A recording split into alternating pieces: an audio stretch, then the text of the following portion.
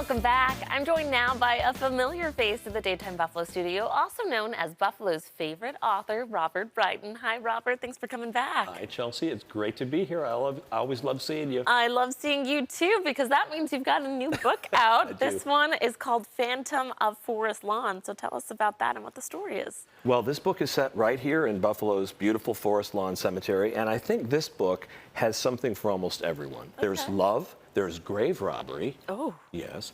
There is also a mysterious coded ciphered message from beyond the grave.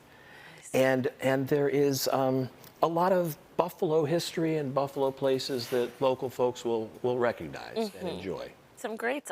That's the fun thing. You know, when people come to visit, my parents come to town, we drive past Forest Lawn. I go, well, you know, so-and-so is in there. And did you know that? And did you know that? There's a lot of history in Forest Lawn. There is a lot of history in Forest Lawn. And the thing that surprises me about Forest Lawn is when I started writing this book, I thought, oh, it'll be easy to write an October Gothic macabre book, spooky in the cemetery. Yeah. And then I started spending a lot of time in Forest Lawn, and I realized there's nothing at all spooky about it. It's really a very living place. It's a very uplifting, serene, lovely spot. No, it really is. I was shocked when some people say, oh, yeah, we go for walks through there, we go for runs. I was like, in a cemetery? That's a thing here. And I mean, I've been in Forest Lawn, so yeah, I get it. It's beautiful. Most of us wait until the very last minute to go to a cemetery. That was my plan. I would recommend everybody come out and visit Forest Lawn. It's a really beautiful spot.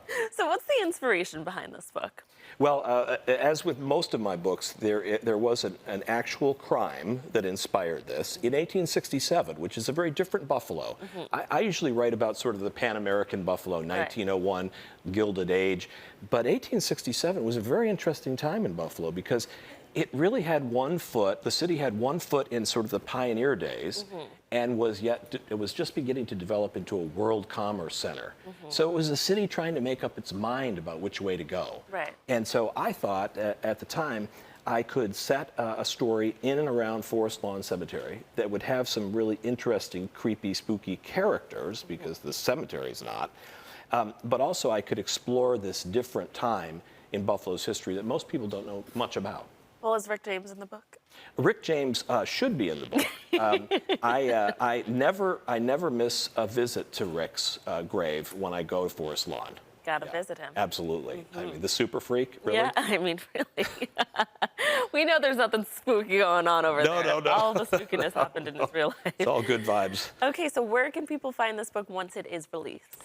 Well, this book will come out commercially on October 8th, and it'll be on all the regular online channels.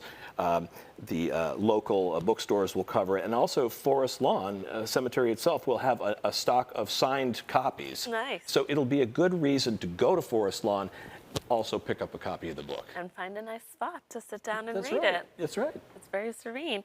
Now, you're in town for an exciting event. Tell us about what's going on at Forest Lawn this weekend.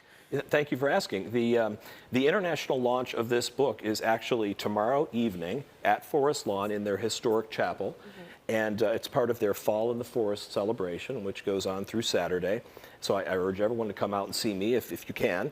And I'll be doing the first readings from this book. Buffalo people will get the very first taste of what's in this book before anybody else in the world. And I'm also really looking forward to an opportunity to welcome everybody to the chapel, which is just a beautiful space. Yeah. How can people learn more and get tickets? Oh, the best way is to go to Forest Lawn's website, which is forest-lawn.com, and they can purchase them there. Now, the excitement doesn't stop for you because you actually have a column in the Buffalo Rising that you've started doing. Tell us about that. I have. I was very honored to be asked by the good people at Buffalo Rising to write a weekly column called Robert Brighton's Secrets of Buffalo's Gilded Age. And so every Monday there's a relatively short segment about something not commonly known about Western New York, whether people, scenes, events, true crime. And so I'd urge everybody to look for that on Mondays. Well, if anybody knows about it, it's this guy, right? Is there anything that comes to mind off the top of your head, or what's coming out? Well, the next post actually is a very interesting one about a fellow that I found. He's almost been forgotten by history and shouldn't be. His name was James Ross.